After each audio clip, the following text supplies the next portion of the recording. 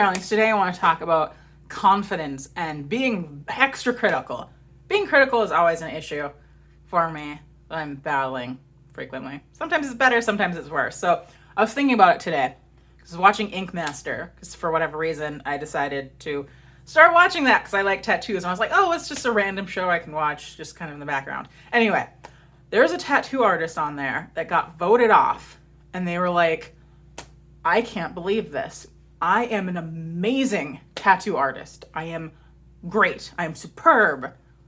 Like, just without a doubt, like, they had this insane confidence in themselves. And I was blown away. I was like, can I get some of that? I don't think there has ever been something that I have been that confident about. So I own my own business. It pays my bills. Like, I started it. It pays me money. And it's regular, and I've had it for 9 years. And I still, like, if people, like, congratulate me on it, or like, oh, you do such a good job, and I'm just like, no. Because I literally remember every single mistake I've ever made, and I'll just beat myself up about it randomly. Things that happened 9 years ago, where I'll be like, I can't believe I did that. And I have a ton of 5-star reviews, whole bunches of them. Does that matter? It makes me happy, but I'll still be like, oh, I could be better. I could be so much better. Like, I think about all the different little touches I could do, all the ways I could be just amazing. And I just, like, do not have the mental bandwidth to do all those things. So I'm just like, because I know I could be better, that what I do is not good enough. And yeah, that's fun. And then I write and I narrate. Like, I have made books. They're here. They are physical. They're on Kindle. I have audiobooks. And I rip myself apart on that stuff frequently because I will think of all the different ways that they could be better. And just randomly I'm out and about. I'm just like, I should have done that in Andy's book. I should have addressed that. Why don't I address that? I could go back and I could change it, which just seems weird. Or I'll be like, this character I did not. I have a character that's a pastor, and I was like, I didn't cover that stuff enough. I didn't cover. Or I'm like, this character is an artist. I didn't really. I should have done more to show that she's artistic. Why didn't I do that? Oh my gosh. And like, I will just like ruminate because I spend a lot of time daydreaming, thinking of what's going to happen next. And because it's a series, I'm thinking about all the characters before. And I'm just like, I had all these opportunities. I should have. And like, they're regular sized books. Like, I think I read somewhere the average novel is like 80,000 words. And all of them I believe all of them, are over that. I think one's like 110,000. I don't know. They're like normal size. They're books. So I'm like, I don't need to make them bigger. But I will do that. I will do that. I will just get in there. I got a text message. And it's not fun, but narrating. I get kind of stressed editing and listening back because I'm just like it could have been a slightly longer pause there, or I said that too quickly, or just like all these tiny things. But one of the big ones I think is interesting is when you're doing that, you have to have a very nice microphone and it picks up everything. And when we talk, we naturally make these little like clicking sounds, like these little mouth noises as your tongue hits whatever part of your mouth or your lips, or I don't know. There's these little teeny tiny noises. And I have tried to figure out how to get rid of them. I watched a couple videos and they're like, you can use this tool, or you can like zoom it in super, super far. And you can move all the little like around. I've tried that. Did not work. I don't know what I'm doing wrong. I need to like actually look into that. But then I will feel super bad because I'm like, I'm an idiot for not being able to figure that out. And I'm like, nobody else has mouth noises because I listen to audiobooks all the time, pretty much daily. And then once I was just really thinking about the mouth noises, I started hearing it in other narrators' work. Just because I'm so mindful about my own, and I was like, this person sounds very professional. They sound very fancy. And I'm like, and it's not just one, like multiple people. Like I've heard some that are very noticeable, like people will complain in the comments, but ones where no one said anything. And I'm like, did you just, are you human? Are you a human person who makes mouth noises? Like little clicks and stuff. And so I realized, I'm like, maybe it's not as big of a deal. I mean, I obviously still want to figure out how to get rid of them. But I was like, maybe I don't need to be so insanely hard on myself, because it's something I would never hear in a million years unless I was focused on it. Same thing with breathing. When I first started, you could hear my breaths very strongly, and I'm really mindful to not breathe loudly.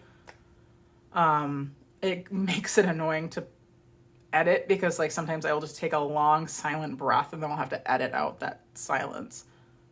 Just so I'm not like hearing that. But there's plenty of narrators who breathe and you don't hear it unless you were actually paying attention, unless it's very, very, very noticeable. But I'm like, why do I do this? Why am I so hypercritical on these tiny things that most people are probably not going to notice? And I realized, I think there's some sort of sense that it will make me safer if I can pick myself apart. Because like the idea of that person from earlier in this video, because this video is already almost 7 minutes in, that was so confident. They're like, my tattoos are amazing. They were so confident. Like I could not imagine being like, I love what I do. Like I love the quality of my stuff, because I could just, like, if somebody laughed or something, there's like, you suck. Like, there's some weird thing that if I feel like if I can find the problems and just ruminate about them, it will be less painful if somebody else points them out. It's like I don't want to be surprised. Because like when I got, by one negative review, where someone said I sounded amateurish. Like I was like, what? That wasn't a thing I was worried about. And so then I was like freaking out more, because I was like, oh no, I didn't even worry about that. Oh, I have to find stuff. I have to find more things so I'm prepared for when people attack me. And that's not a good way to live. It's so really unpleasant. And so I think what I've been trying to do with that critical voice is just, like I said, like before, to figure out what it's trying to do for me, because it is trying to do something good, even though it's incredibly unpleasant, very not fun. But yeah, I think I figured that out, that it is trying to protect me from other people pointing stuff out.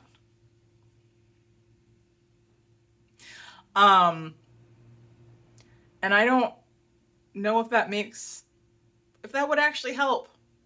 I'll have to think about it, but I'm hoping that's something I can start to let go and start to feel a little bit better about. And I was just listening to a thing about imposter syndrome by Vanessa Van Edwards. I didn't get a chance to finish it, but just talking about how when we do get successful, a lot of times we'll feel like we don't deserve it. People will be like, oh my gosh, you're amazing. Wow, like you're so good in your field, blah, blah, blah. And you'll be like, what? Like, no, I'm not. Why am I even here? Why are people saying these things about me? It's not true. And then you will work harder to try to earn that, to actually be the person these people think you are. And then it's just this horrible vicious cycle. And so it's like, I'm not even like fancy yet. I've not really sold. I mean, I'm selling some, which is, it's like every time a little bit of money comes in, I'm like, ooh, thank you. But yeah, definitely, it's small currently. But when I, do sell more and have, my goal is to become a best-selling author and award-winning narrator. I don't even know what any award. That's like legit, not just like my partner being like, here you go, world's best narrator. Not that. That's a big goal, and that's terrifying, because I'm like, how? How is that going to happen? But if that does happen, when it happens, even saying that feels weird. When it happens, I want to be at the point where I can accept that and have even a modicum of confidence of that person, that tattoo artist, to be like, I'm a good author. I'm a good narrator. Maybe it's fear of also being like egotistical and narcissistic. I wonder if that's a thing too. But just to have that like healthy pride, to be like, yes, yeah, like, I worked hard. I do deserve this. Thank you. Yeah. Brains are weird. People are weird. We're weird. Why are we like this? Why am I like this? I'm assuming other people are like this too. So I have to figure out how. It feels like there's something in my eye. I have to figure out how to not do that. How to be able to see the stuff I want to fix. Like, I never want to just blindly be like, oh, this is amazing, and never get better. Because, I mean, knowing your flaws means that if you can fix them, you will improve. So I don't want to ever not see them, but I want to be so much better at seeing all the good. I feel like that's just going to take a ton of mental work every time I'm tearing myself down to be like, yeah, you could get better at this, but you were so good at these different things too. So I'm going to try that. I will keep you apprised on how that goes. But I hope you have a great day. This has gotten kind of longish. Okay, bye.